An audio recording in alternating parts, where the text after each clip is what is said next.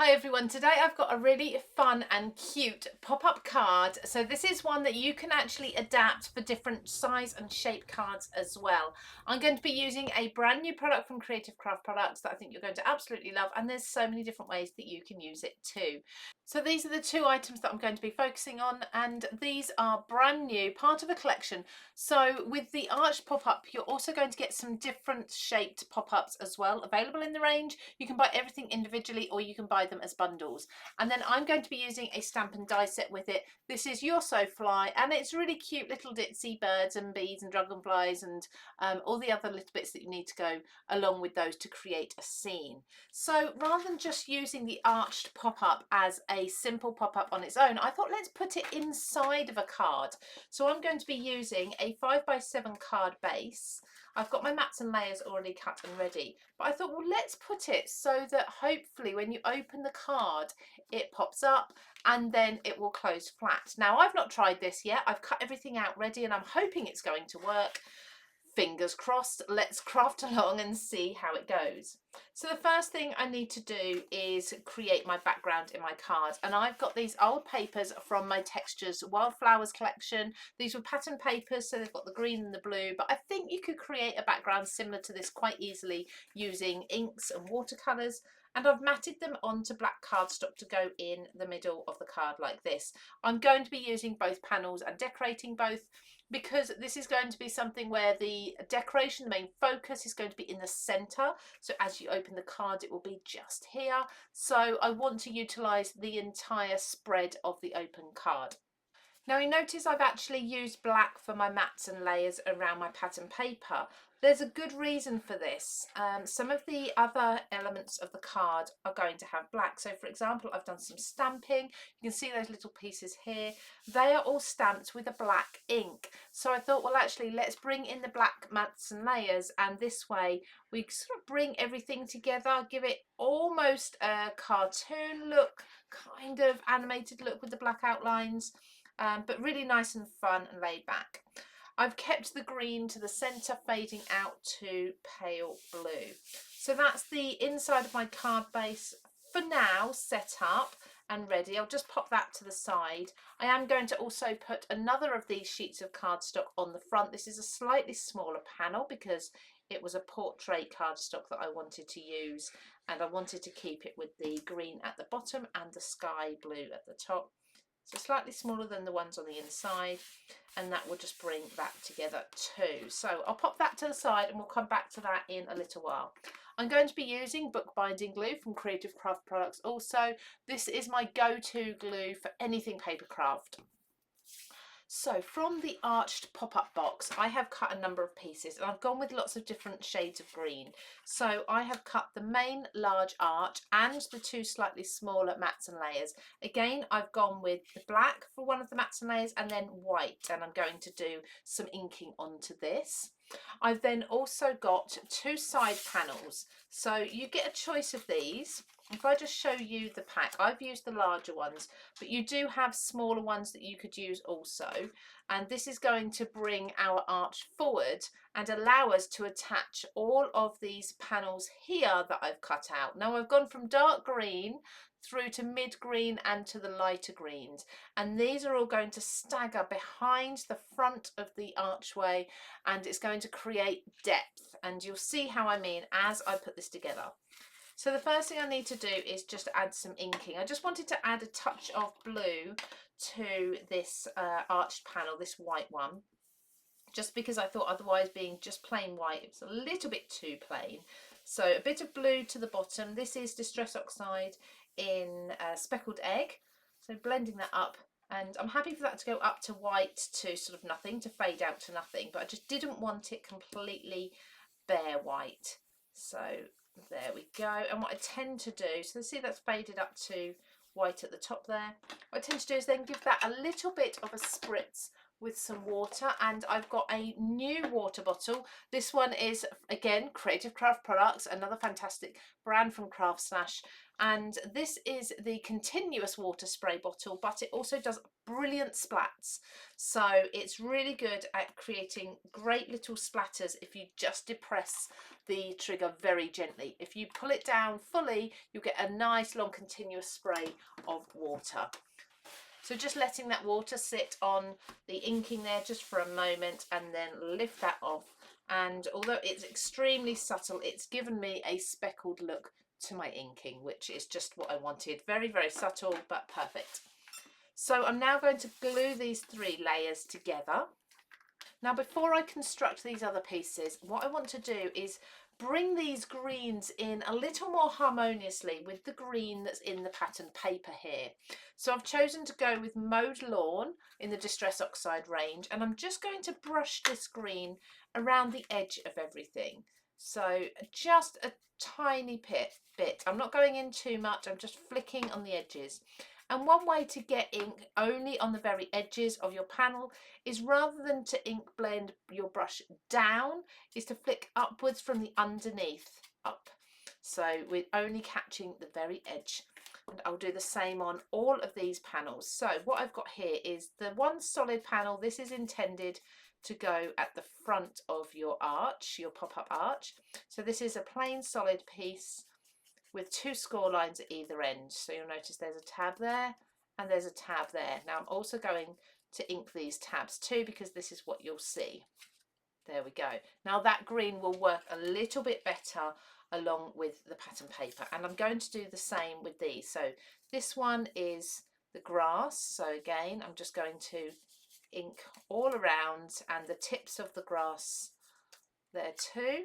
And we can start putting together our 3-dimensional arch. Now I'm going to start with the 2 side panels. So these will go with the largest, the tallest part at the back, and these are going to glue underneath each side of the bottom of the arch like so. As I said, I'm going to be using bookbinding glue. This is by far my favourite glue for paper crafts, and it does glue very, very quickly, paper to paper or cardstock to cardstock. Just making sure the base is lined up, and that's folded over there, and then the same on the other side. Now eventually we will have lots of layers here, and this one will go over the top at the front, but before we get there I want to be placing these ones. Okay, so there's a bit of a knack to putting these in. I find the easiest way is to glue one side down and then the other, so we can stagger these. Now bear in mind your tabs, you might find it's actually easier to start with the front one, so because you can then glue over the tab if you don't have a lot of space. So I'm going to glue the front, which is just the straight rectangle tab, to the front, just the edge there of one of your side panels, just making sure that the edge lines up there nicely, which it does, just like so. So that's perfect. So just giving that a second to dry. Then I've already decided the order in which I want all of my pieces. I want to go from dark to light. So the dark green will be at the back, mid green, then the bunting, and then the grass in front. Now you might also want to decide whether you want to raise these up as you go back, or whether you're happy to have them all at the same level. Bearing in mind some of them are actually taller anyway. So the grass, as I have a look at this, do I want to just place it at the same level? If I do that, we're not really going to see it. So I'm going to just raise it up ever so slightly. And this one's going to go, again, just one side. Give that a little bit of a gap before I place that one in. So if I show you where the score line is, you can see there's a small gap between the two. And just let that settle. Then the bunting, again, the bunting, I want this to be able to be seen over, so I'm going to bring that up ever so slightly to the top of the slanted side piece and back a bit further. Glue that one in, trying to make it sure they're level if you can. Then the mid green, I'm going to use, again, same glue, a little bit taller. And then lastly, I'm going to go with the dark green, which is kind of like rolling hills in the background.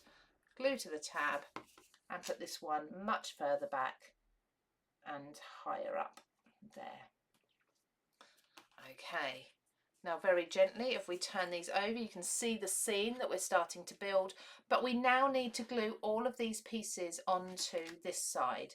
And the easiest way to do that is to fold everything all the way down.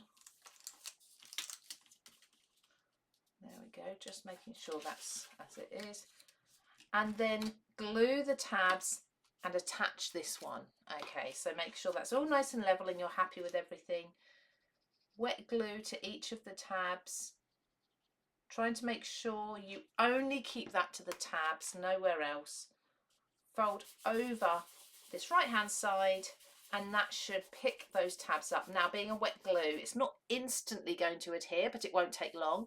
So I'm just going to give that a few seconds to grab, making sure I'm pressing that down, and then very gently raise that up, making sure that it's all secure. And when that glue is dry, we can then fold it the other way and create score lines. But just before I do that, I'm going to glue this last tab on. So if I'm happy with everything, glue to this one. I can't quite squeeze it on the inside, so this one's going to have to go on the outside instead. That's not a problem. There we go. Now we can very gently, just gently lower that down onto the other side, create those score lines that we need the other way. And now we know that will fold either way and flatten down, but we've got a really, really lovely dimensional scene here. So with this scene, what I'd like it to do is sit inside the card. So when the card is opened up, this also opens up, and it can stand open like so, but you can also close it down completely flat. So I'm going to adhere the back of the card to the card base. Now in the card base, this is going to go right in the corner. I'm going to place this down right in the bottom corner against the score line of the card base just here, so that this will all fold flat.